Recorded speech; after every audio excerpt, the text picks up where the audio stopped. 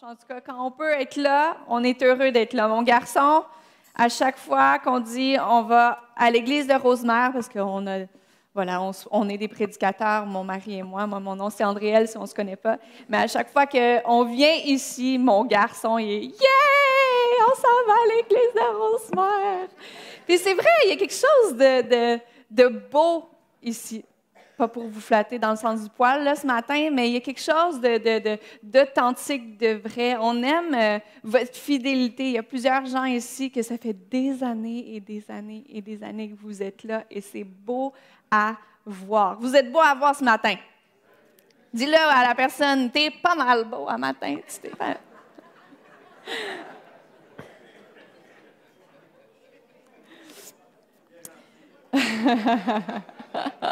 Il y en a qui le prennent vraiment personnel. Ouais, je sais, je suis beau, je suis belle. Par la grâce de Dieu. OK, soyons humbles. Non, mais vraiment, je suis vraiment heureuse d'être avec vous autres. Je suis vraiment honorée aussi d'apporter la parole de Dieu. Je ne prends pas ça pour acquis. Je me prépare. Surtout en prière. Aussi, mon texte, Hallelujah. Mais j'ai vraiment quelque chose de spécial ce matin sur mon cœur. Et puis, avant de commencer, j'aimerais juste qu'on se prépare, OK? Parce que c'est pas juste à moi à délivrer quelque chose. Je pense qu'on a toute une part à jouer dans la louange ou quand on reçoit un message. Quand on va un petit peu chez quelqu'un, on se prépare pour recevoir un bon repas. En tout cas, moi, quand je reçois à la maison, je prépare le gros repas avec l'entrée, le repas, le dessert, pour être sûr que le monde, quand ils sortent de la maison, ils sont bien pleins, bien remplis, bien satisfaits. Mais je pense que c'est la même chose quand on vient dans la maison de Dieu. Amen. Dieu nous prépare un festin à chaque dimanche. Dieu veut te nourrir spirituellement à chaque fois que tu mets les pieds dans sa maison, à chaque fois que tu passes du temps avec lui. Sa parole de Dieu, c'est quoi? C'est un repas pour ton âme. C'est un festin. C'est elle qui t'apprend à avancer, qui te donne les nutriments que ton âme, que ton esprit a besoin pour cheminer le chemin de la foi et continuellement avancer vers lui, vers la croix, vers ce que lui a destiné pour toi. Amen. Je te demanderai une chose, par contre. Je te demanderai une chose. De ne pas faire comme mon garçon. Mon garçon, dernièrement, là, je ne sais pas si c'est l'école qui fait ça ou quoi, là, il commence à « Maman, je veux pas les brocolis, là, je mange les pâtes puis le poulet, c'est correct. » Mais le brocoli, ça ne me tente plus. Là, je suis comme, non, mon garçon, tout ce que j'ai mis dans ton assiette, c'est bon pour toi. Ouais? C'est bon, ça te nourrit, ça te donne les vitamines que tu as besoin parce que j'essaie de penser et nourrir mes enfants du mieux que je peux. Mais c'est la même chose avec la parole de Dieu. Des fois, on est là, puis ça, j'aime ça, Seigneur. Ça, qu'est-ce qu'elle a dit? C'est puissant, mais ça, par exemple... Est-ce que je peux te rappeler ce matin que la parole de Dieu, dans son intégralité, tout ce qu'il y a dedans peut te nourrir. Que tu le comprennes ou pas, parce qu'il y en a qui sont bébés dans la foi, il y en a d'autres que ça fait très longtemps qu'il est là, puis tu relis des versets après versets. À chaque fois que tu lis la parole de Dieu, à chaque fois que tu entends la parole de Dieu, elle te nourrit, elle te fait avancer. Amen. Amen. Donc, on va prier ensemble. Seigneur Dieu, merci.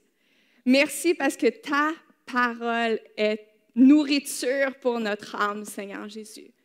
Et aujourd'hui, on veut se laisser nourrir par toi parce que tu connais encore plus que quiconque, encore plus que nous. Tu sais ce qu'on a besoin d'entendre ce matin. Alors que tu puisses, Seigneur Dieu, nourrir nos âmes avec ce qu'on a besoin.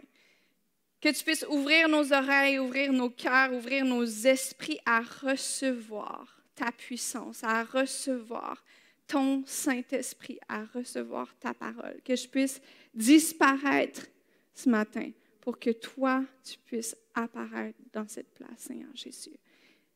Et tout le monde dit Amen dans le plus précieux nom de Jésus. On a prié.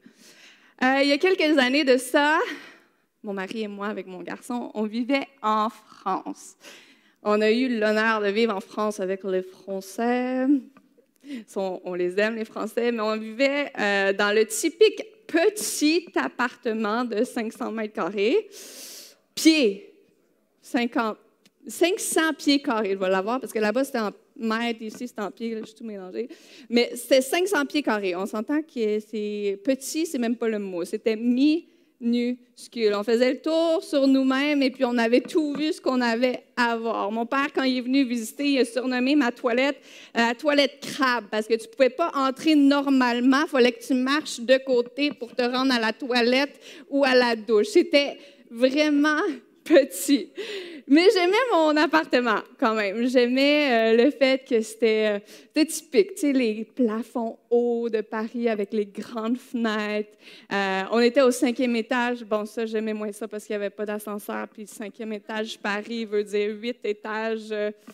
Ici, c'était comme long à monter. On s'entend avec ton bébé. Puis l'épicerie, c'était quelque chose. Mais on n'avait pas besoin de payer de gym, OK? On le faisait à chaque jour, le matin et soir.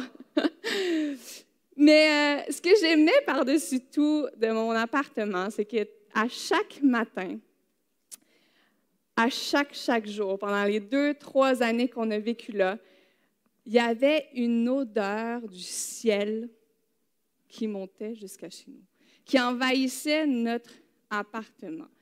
L'odeur de la pâtisserie de Madame Odile, qui était juste de l'autre côté de la rue, et qu'à chaque fois qu'elle mettait son pain, ses croissants, ses viennoiseries dans le four, oh my, elle envahissait le quartier au complet. C'était une odeur divine, là, je te jure. À chaque fois que je sentais ça, j'étais comme, même si la veille, je m'étais dit, oh non, demain, j'achète rien. À chaque fois qu'on passait à côté, du moins, on passait à chaque jour à côté parce qu'on allait porter Axel à la crèche, la garderie qui était juste à côté, et puis lui de dire « Maman, pas », parce qu'il y avait un petit accent français. Alors, je ne pouvais pas succomber. À chaque fois, je ne pouvais pas résister, je succombais plutôt. Mais ce parfum de la pâtisserie de Madame Odile, je m'en rappellerai toujours. Et à chaque fois que je sens l'odeur d'une pâtisserie, maintenant, je pense à quoi? À cette pâtisserie-là. On a tous des odeurs comme ça dans la vie qui nous rappellent des choses, que ce soit la fragrance de la pudding au chômeur de grand-maman. Moi, à chaque fois que je mets de l'essence, on dirait que je me rappelle la motoneige que je conduisais quand j'étais jeune chez mes grands-parents. Ça peut être des odeurs, des fragrances, des parfums. Parfum de la collègue qui en met un petit peu trop, là, des fois. On a tous des odeurs comme ça. Mais est-ce qu'on peut être honnête ce matin? Ce pas toutes les odeurs qui sont agréables. On peut se parler de la raclette, fromage à la raclette. On en a mangé en France, on en a mangé, mais maintenant, c'est interdit à la maison. Ça se passe l'été dehors, parce que sinon, qu'est-ce qui se passe? C'est que nos vêtements, nos cheveux, nos tapis, le chien, il sent le fromage qui pue pendant une semaine. C'est comme rendu non, c'est dehors que ça se passe chez nous. Le truc avec les odeurs, c'est qu'on les porte, souvent. On porte une odeur corporelle.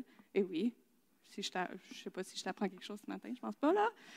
On la répand aussi, on répand cette odeur-là qui est sur nous.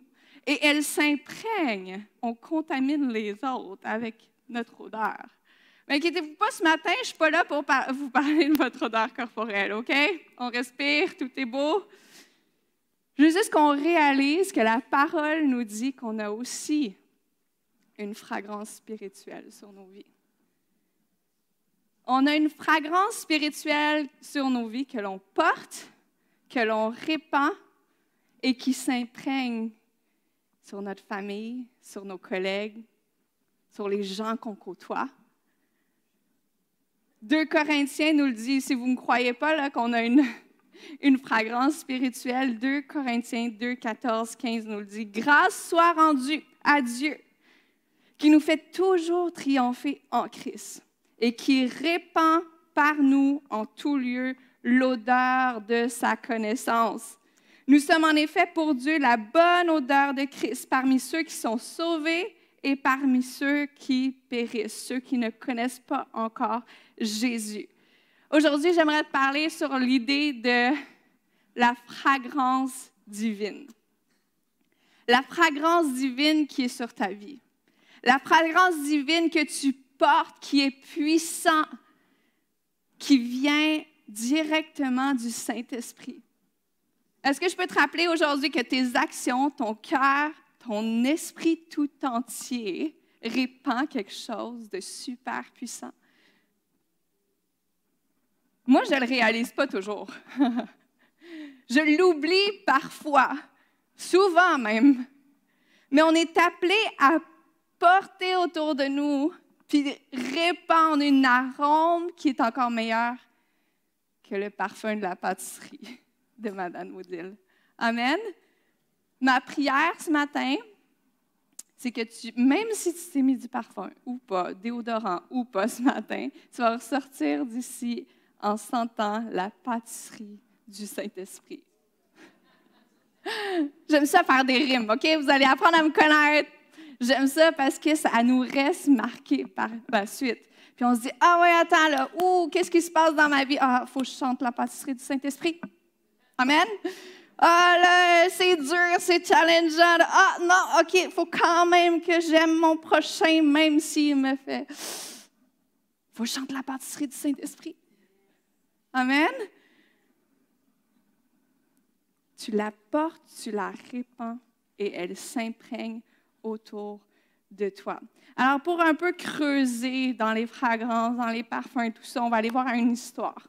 Une histoire de Simon, le pharisien, qui invite Jésus à manger chez lui. Vous la connaissez sûrement, peut-être, vous l'avez sûrement lu, mais on va la décortiquer un petit peu ensemble. J'ai fait quelques recherches, alors suivez-moi. On va y aller verset par verset, même phrase par phrase, puis on va décortiquer ensemble.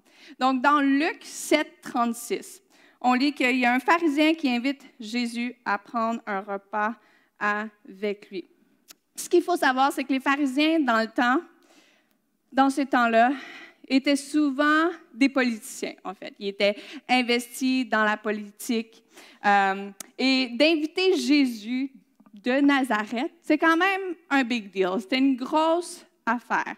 Les pharisiens puis Jésus, ils ne se côtoyaient pas tant que ça. Mais Simon, le pharisien, c'est son nom, il s'est dit, il m'intrigue un petit peu, celui-là. Je vais essayer de manger avec lui pour voir s'il est vraiment ce qu'il dit qu'il est, Dieu venu chair. Alors Jésus se rendit chez cet homme et se mit à table. OK. Là, à table, dans ce temps-là, ce n'était pas nécessairement à l'intérieur que ça se passait. Il faisait trop chaud. Les maisons étaient faites comme sur le haut, puis la chaleur du soleil méditerranéen était trop vivant. Alors souvent, les politiciens, ceux qui étaient aisés et tout ça, il y avait un jardin devant la maison. Et les jardins, c'était comme un petit peu les places publiques du temps, parce qu'il n'y avait pas les nouvelles, il n'y avait pas les réseaux sociaux. Donc, pour savoir ce qui se passait, souvent, les gens y allaient se ramasser autour des gens, parce qu'il y avait un petit muret autour du jardin et de la table. Les jardins n'étaient pas en arrière, ils étaient en avant. On vivait en communauté dans ce temps-là. Et donc, pour que, dans le fond, vous pouvez imaginer qu'il y a une foule qui s'est ramassée là, parce que Jésus est là, puis il commence à être un influenceur un peu populaire à ce moment-là, à cette époque de sa vie, et le politicien aussi, qui était bien connu. Donc, pas mal de monde se sont ramassés, dont aussi une femme. Verset 37. Il y avait dans cette ville une femme de mauvaise réputation. Oh! Ouch! Ça fait mal de faire parler de toi dans la parole de Dieu en tant que femme de mauvaise réputation. En fait, ce que Simon ici, Luc, pardon, je me trompe dans mes noms, je fais ça avec mon mari puis mon enfant aussi, mes enfants. La tête de maman qui essaie de tout penser en même temps. Non, mais ce que Luc insinue ici, c'est que cette femme, puis si tu fais des recherches aussi, c'est que cette femme était en fait probablement une prostituée. Une prostituée, mais qui n'avait pas choisi d'être là et de faire ce qu'elle faisait. Parce qu'en fait, les historiens peuvent prouver, pas juste les historiens chrétiens, mais pratiquement tous les historiens, ils prouvent que Rome, à cette époque-là, ça n'allait pas bien. Donc, il n'y avait plus d'argent et tout ça. Et donc, il avait dit aux soldats et tout, ben, on n'a pas d'argent pour vous payer, mais vous pouvez aller conquérir tous les espaces que vous voulez. Et puis, si vous gagnez, ben, vous pouvez prendre leur terrain, leur bétail, leurs femmes et leurs enfants. Donc, à cette époque-là, il y avait énormément de trafic humain. Les femmes qui étaient prostituées, qui avaient mauvaise réputation comme celle-ci, elles n'avaient pas choisi d'être là. Elles n'avaient pas opté pour cette vocation-là. Et il y en a, c'est ta situation aujourd'hui. Dans ta vie, en ce moment, tu n'as peut-être pas opté pour ce que tu vis. Tu n'as pas opté d'être congédié il y a quelque temps de ça, puis ça a chamboulé ta vie. Tu n'as pas opté pour un diagnostic de maladie, mais pourtant, c'est là que tu te tiens présentement. Tu n'as pas opté pour un pépin financier qui t'est tombé dessus, mais c'est ce qui se passe, c'est ce que tu vis. Tu n'as pas opté, tu n'as pas choisi l'état de ton mariage actuel ou même peut-être une lettre de divorce que tu as reçue. Tu n'as pas opté, tu n'as pas choisi, parce que oui, by the way, il y a des chrétiens qui se divorcent, malheureusement, mais tu n'as pas opté, tu n'as pas choisi d'avoir peut-être aussi une personne dans ta famille, dans ton entourage qui est difficile et compliqué à gérer au niveau des relations. Parfois, on naît un peu comme cette femme dans une situation, dans une saison de vie qu'on n'avait pas choisie. Allons voir justement ce que cette femme fait. Lorsqu'elle a appris que Jésus était à table avec les pharisiens, qu'est-ce qu'elle fait? Elle y va. Elle apporte un flacon d'albâtre plein de parfum. Elle se tient derrière Jésus à ses pieds. Elle pleurait et se mit à mouiller de ses larmes les pieds de Jésus, puis elle les essuya avec ses cheveux, les embrassa et les répandit. Et répandit le parfum sur eux. Quand ça ne va pas, vers qui on va? Vers qui est-ce qu'on va? On va vers collègues, conjoints. Oh my God! Puis on déverse notre stress mental. Alléluia. Priez pour moi, j'ai besoin d'aide là-dessus. J'ai besoin d'en parler souvent à quelqu'un. Vers qui on va quand ça ne va pas? Oh my God, c'est pas ce que le patron a fait. Puis là, les potins se mettent à rouler au travers de nos collègues et tout ça au travail. Vers qui est-ce qu'on va quand ça ne va pas? Oui, c'est bon d'en parler des problèmes. Je ne dis pas ça. Mais c'est à qui est-ce qu'on va en premier? Vers qui est-ce qu'on va en premier? Est-ce que c'est vers Jésus? Moi, j'ai besoin de m'en rappeler souvent. J'ai besoin de me le rappeler quand tout en moi est habitué d'aller vers un pattern. J'ai besoin de me rappeler, oh non, attends, c'est qui va vraiment m'aider à régler tout ça? C'est Jésus. Et qu'est-ce qu'on lui apporte? Elle lui apporte quoi? Un parfum de bonne odeur. Elle lui apporte sa dévotion complète, son cœur, son adoration. Souvent, moi, je vais devant Dieu, puis je suis comme, OK, là, Seigneur, il y a ça que j'ai pas, là. Quand est-ce que tu vas cocher les cases? J'ai ma liste pour Dieu. Mais en fait, Dieu, il connaît encore mieux ma liste que moi-même. Dieu veut répondre aux besoins que tu as avec des choses que tu ne sais même pas que tu as besoin. Elle fonce vers Jésus, vers son seul espoir, vers celui qui va remettre de la valeur sur elle. On ne lira pas toute l'histoire, mais après, il la prend même comme exemple devant tout le monde qui est là, malgré son passé, malgré tout ce qu'elle a fait, malgré qu'elle n'est pas encore rendue parfaite ou elle n'a pas essayé de s'arranger pour être mieux devant Dieu. Non, elle va vers son seul espoir parce qu'elle sait que c'est lui qui va la pardonner, c'est lui qui va lui donner une autre destinée. Vers qui est-ce qu'on fonce et qu'est-ce qu'on lui apporte? En fait, le parfum dans la Bible, souvent, c'est associé à l'adoration. C'est associé à l'adoration et au sacrifice aussi. Le sacrifice de bonne odeur, on le voit souvent dans l'Ancien Testament parce que dans le temps, avant que Jésus vienne, on devrait offrir des sacrifices à l'autel pour être en connexion avec Dieu, pour communier avec Dieu. Et là, Jésus est venu, pourquoi? Pour qu'on ait justement plus besoin de faire ça. Et moi, je ne sais pas pour vous, mais moi, sacrifice et bonne odeur, je me suis dit, je sais pas, je trouve ça un peu paradoxal. Vous savez, les bonnes odeurs, on en a parlé au début, ça donne envie de manger des croissants, c'est agréable, c'est le fun, ça nous rappelle des bons souvenirs. Mais les sacrifices, par contre, c'est un peu plus dur, c'est un peu plus compliqué, c'est lourd, ça fait mal. Et je me suis dit, pourquoi est-ce que, Seigneur, ces deux affaires-là vont ensemble, souvent dans l'Ancien Testament et même dans le Nouveau Testament? Puis je me suis un peu intéressée au parfum. Je me suis dit, je vais aller lire sur le parfum, peut-être ça va m'en dire plus. Et j'ai réalisé que le processus de création d'un parfum, OK, je ne suis pas la professionnelle là-dedans, OK, j'ai juste lu là-dessus. Mais Mike, c'est hyper compliqué.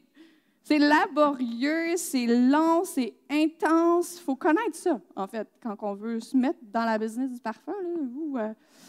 Attache ta tuque si tu ne connais rien là-dedans, parce que c'est vraiment... Je ne comprenais même pas toutes les explications qu'il y avait sur Google. Fait qu'imaginez-vous quand vous êtes dans la salle, dans le laboratoire, on appelle ça. Imaginez-vous donc, en tout cas, moi, j'étais comme, OK, je laisse ça aux autres, je l'achète le parfum, mais ça ne sera pas pour moi de partir une business là-dedans, ça c'est sûr. Mais en fait, pour qu'une fleur, une épice, un fruit devienne un parfum, les ingrédients qu'on choisit doivent passer par un processus super laborieux. Ça commence par de passer les ingrédients choisis par une haute intensité de chaleur. Ensuite, il y a l'extraction de certaines fragrances que l'on aime, l'assemblage de différentes odeurs qu'on veut donner à notre parfum, le temps de macération qui, des fois, peut prendre des semaines, des mois, mais c'est ça qui fait maturer l'odeur du parfum qu'on veut acquérir.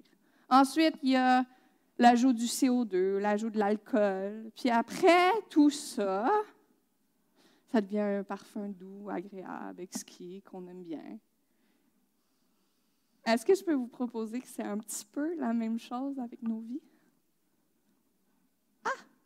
On aime bien ça, par exemple, parce que le parfum, c'est bon, c'est correct, c'est vit tout ça, là, c'est des fleurs et tout ça. Mais nos vies, dans notre cheminement avec Dieu, c'est souvent ça qui se passe. On a besoin de passer par des processus, des cheminements qui sont longs, qui semblent intenses, qui sont stressants, qui est laborieux. Mais tout ça, pourquoi? Parce qu'il veut nous maturer à son odeur. Il veut nous apprendre des choses. La parole nous le dit dans Matthieu 7, 13, en fait, que le chemin qui mène au ciel, il est plus compliqué, il est plus étroit. Mais pourquoi? Parce qu'il nous travaille afin que nous aussi, on puisse porter la fragrance divine qu'il veut déposer sur nos vies. Est-ce que je peux te dire quelque chose ce matin? Par la grâce de Dieu, tous les processus laborieux qu'on peut passer à travers va faire de toi un parfum merveilleux. Attends, je vais le redire, là, ça rime, c'est puissant, par la grâce de Dieu, pas par tes efforts à toi. Par sa grâce, le processus laborieux dans lequel tu te trouves va faire de toi un parfum merveilleux. Amen? Je vais inviter l'équipe de louange avec moi ce matin. On termine dans quelques instants. Moi, j'aime ça faire ce cours. J'aime ça faire ça droit au but. J'aime ça faire ça comme Dieu me dit de le faire, en fait, aussi.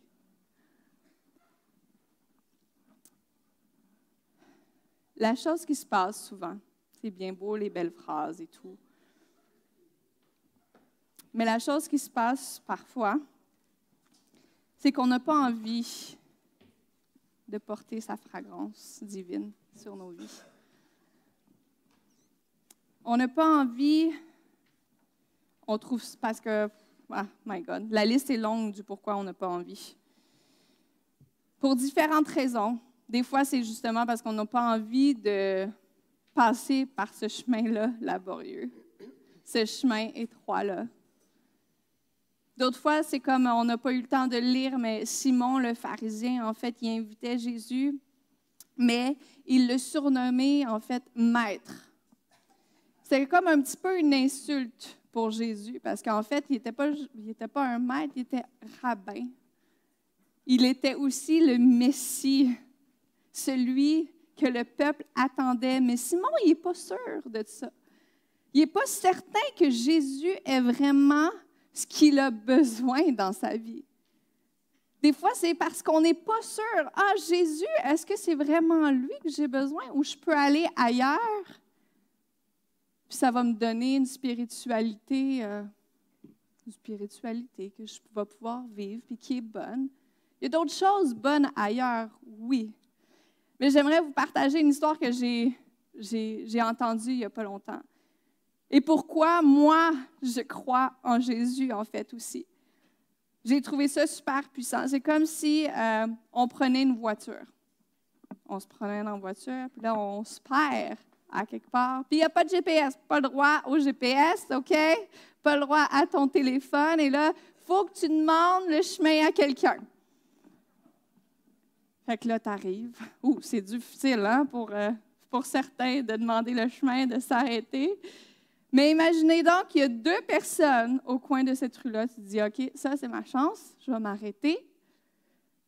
Il y en a une personne qui est vivante, l'autre qui est décédée, qui est morte. À qui est-ce que tu vas demander ton chemin? À qui est-ce que tu vas demander ton chemin pour avoir une réponse réelle pour ta vie, pour entendre la personne te parler? Right? J'ai trouvé ça, ça m'a frappé direct dans le cœur quand j'ai fait ça. J'ai dit, oui, c'est exactement pour ça qu'on croit en Jésus, parce que c'est le seul de tous les dieux qui est encore vivant, qui veut une relation avec nous, qui veut nous répondre, qui veut agir dans nos vies. Je ne sais pas pour vous, mais moi, j'ai eu les yeux remplis d'eau quand j'ai lu ça. Je suis comme, ben oui. Et voilà pourquoi la Bible, pourquoi la chrétienté, pourquoi Jésus. Parce qu'il est vivant, il est vrai et il veut agir dans nos vies. On peut commencer à jouer tranquillement. Là. Je ne sais pas laquelle vous voulez jouer, mais je vous fais confiance ce matin. C'était puissant, merci. Est-ce qu'on peut juste remercier l'équipe de louange qui travaille super fort, qui fait bien ça.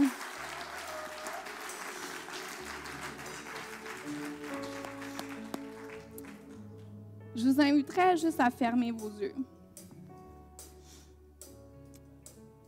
et à penser au pourquoi est-ce que parfois on ne porte pas cette fragrance-là divine sur nos vies. On a plein de bonnes raisons humaines. On est humain, en fait. On fait des erreurs et parfois on choisit la porte qui nous est plus familière.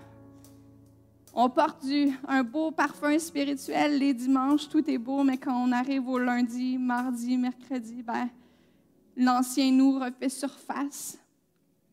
Notre impatience, notre anxiété, la colère parfois, la jalousie, la comparaison. D'autres fois, c'est juste parce qu'on ne macère pas assez dans la parole de Dieu, dans sa présence, dans nos moments de prière. Je ne dis pas de passer des heures dans sa présence. Juste un verset, ici et là, travaille ta vie, jour après jour, moment après moment. Mais on a besoin de macérer dans sa présence pour pouvoir s'imprégner de son odeur.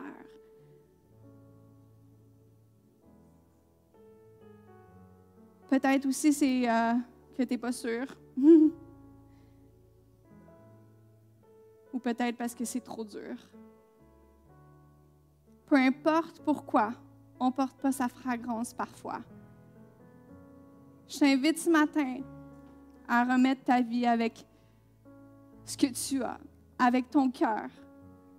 Que ce soit peut-être pour la première fois que tu dis « Ah oui, moi, je veux porter cette fragrance-là. » Cette fragrance puissante. Ou que ce soit pour la 1001e fois. Dieu t'invite ce matin. Il dit, mon enfant,